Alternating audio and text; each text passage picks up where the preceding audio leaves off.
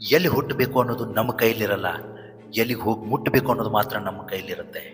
ನಿನ್ನ ಜೀವನದಲ್ಲಿ ನಿನ್ನವರೇ ಹೆಚ್ಚು ನೋವು ಕೊಡ್ತಾರೆ. ಮುಳ್ಳಿನ ಮೇಲೆ ಅಪವಾದ ಹೊರಿಸ್ಬೇಡ. ಯಾಕಂದರೆ ಆ ಮುಳ್ಳಿನ ಮೇಲೆ ನೋಡದೆ ಕಾಲಿಟ್ಟವನು ನೀನೇ ಅನ್ನೋದನ್ನು ಮರಿಬೇಡ. ಜನರಿಗೆ ಎಲ್ಲವನ್ನು ವಿವರಿಸುತ್ತಾ ನಿನ್ನ ಸಮಯವನ್ನು ಹಾಳು ಮಾಡಬೇಡ. ಯಾಕಂದರೆ ಜನಗೆ ತಮಗೆ ಬೇಕಾದದ್ದು ಮಾತ್ರ ಕೇಳಿಸ್ಕೊತಾರೆ. ನಂಬಿದವರೆಲ್ಲ ನಮ್ಮವರಾಗಕ್ಕಾಗಲ್ಲ. ಹಾಗಂತ ನಮ್ಮವರೆಲ್ಲ ನಂಬೋದಕ್ಕೂ ಆಗಲ್ಲ. ಕಳೆದು ಹೋದವರನ್ನು ಹುಡುಕ್ಬೋದು ಈ ಪ್ರಪಂಚದಲ್ಲಿ, ಆದರೆ ಬದಲಾದವರನ್ನು ಹುಡುಕೋದಕ್ಕೆ ತುಂಬ ಕಷ್ಟ ಗೆಳೆಯ.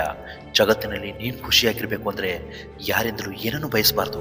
ಪರಿಹಾರ ಇಲ್ಲದ ಸಮಸ್ಯೆಯೇ ಈ ಪ್ರಪಂಚದಲ್ಲಿಲ್ಲ, ಆದರೆ ತಕ್ಷಣಕ್ಕೆ ಸಿಗೋದಿಲ್ಲ ಅಷ್ಟೇ. ತಾಳ್ಮೆಯಿಂದ ಹುಡುಕಬೇಕು. ಜೀವನ ನಿನಗೇನು ಕಲಿಸ್ಬೇಕು, ಏನು ಕಲಿಸ್ಬಾರ್ದು ಅನ್ನೋದನ್ನು ಆ ಜೀವನ ನಿರ್ಧಾರ ಮಾಡುತ್ತೆ.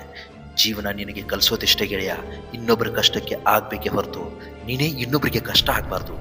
ನಿನ್ನ ಜೀವನದಲ್ಲಿ ನಿನಗೆ ನಿನ್ನದೇ ನೋವು ಕೊಡ್ತಾರೆ, ನಿನ್ನವರೇ ನಿನಗೆ ಸಂಕಟ ಕೊಡ್ತಾರೆ.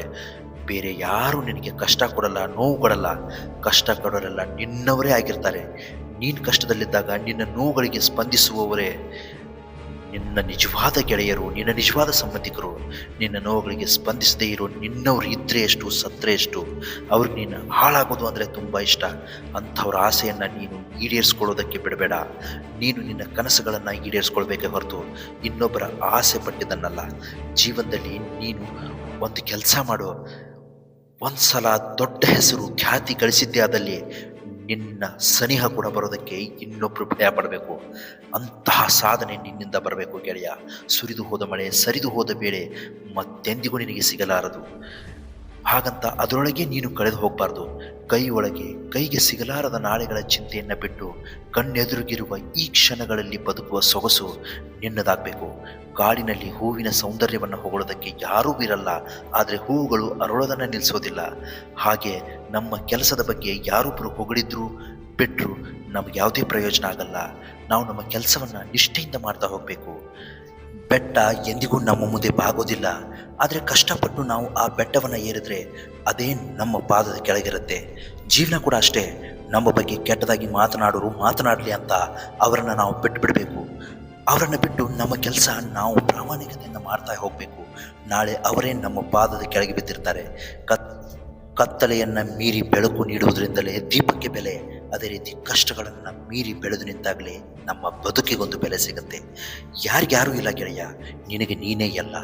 ನನ್ನವರು ಎಂದು ಮೋಸ ಹೋದೆ, ನನ್ನವರು ಎಂದು ನಂಬಿ ನೋವಿನಲ್ಲೇ ಮುಳುಗಿದೆ, ನೊಂದು ಬೆಂದು ಬಳಲಿ ಹೋದೆ ಎಂದು ನೀನು ಎಂದಿಗೂ ಚಿಂತಿಸಬೇಡ. ಚಿಂತಿಸುವುದೇ ಬೇಡ. ಯಾಕಂದರೆ ನಿನ್ನ ಜೀವನದಲ್ಲಿ ಬರುವ ಪ್ರತಿಯೊಬ್ಬ ವ್ಯಕ್ತಿಯು ನಿನಗೆ ಬಂದು ಒಂದೊಂದು ಪಾಠವನ್ನು ಕಲಿಸಲು ಮಾತ್ರ ಬರ್ತಾರೆ ಅನ್ನೋದನ್ನು ನೀನು ಮರಿಬೇಡ. ಮನುಷ್ಯ ಐಶ್ವರ್ಯವಂತನಾಗಲು ಹೋಗಿ ಆರೋಗ್ಯವನ್ನೇ ಕಳ್ಕೊತಾನೆ, ಮತ್ತೆ ಅದೇ ಆರೋಗ್ಯವನ್ನು ಪುನಃ ಪಡೆಯಲು ಐಶ್ವರ್ಯವನ್ನೇ ಕಳ್ಕೊತಾನೆ. ಈ ಹೋರಾಟದಲ್ಲಿ ಕೊನೆಗೆ ಎರಡನ್ನೂ ಕಳ್ಕೊತಾನೆ. ಪ್ರತಿಯೊಂದು ಜೀವಿಗೂ ಸೃಷ್ಟಿಕರ್ತನು ಅವನು ಜನಿಸುವ ಮೊದಲೇ ಆಯಸ್ಸು, ಪುಣ್ಯ, ಪಾಪ, ಕಾರ್ಯ, ವಿದ್ಯೆ, ಸಂಪತ್ತು ಮತ್ತು ಮರಣ, ಈ 5 ನಿಶ್ಚಯಿಸಿ ಭೂಮಿಗೆ ಕಳಿಸಿರ್ತಾನೆ. ಯಾವಾಗಲೂ ಇದನ್ನು ಬದಲಾಯಿಸಲು ಸಾಧ್ಯ ಇಲ್ಲ. ಆಗಬೇಕಾದದ್ದು ಹಾಗೆ ಆಗತ್ತೆ.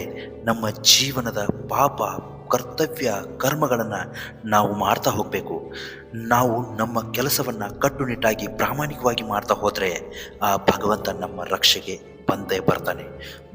ಮನುಷ್ಯ ಯಾವ ದೀಪವು ಆರಬಾರ್ದು ಎಂದು ತನ್ನ ಕೈಗಳನ್ನು ಅಡ್ಡ ಇಟ್ಟು ರಕ್ಷಣೆ ಮಾಡ್ತಾನೋ ಅದೇ ದೀಪ ಅವನ ಕೈಗಳನ್ನು ಸುಡುತ್ತೆ. ಕೆಲವು ಜನರು ಕೂಡ ಅಷ್ಟೇ. ಅದೇ ತರಹ ಒಬ್ಬರ ಮೇಲೆ ಎಷ್ಟೇ ಪ್ರೀತಿ ತೋರಿಸಿದ್ರು ಸಮಯ ಬಂದಾಗ ಅವರು ತಮ್ಮ ಬುದ್ಧಿಯನ್ನು ತೋರಿಸ್ತಾರೆ. ನೀವು ಮಾಡುವ ಕಾರ್ಯಗಳ ಮೇಲೆ ನಂಬಿಕೆ ಇಡಿ, ನಿಮ್ಮ ರಾಶಿಗಳ ಮೇಲಲ್ಲ.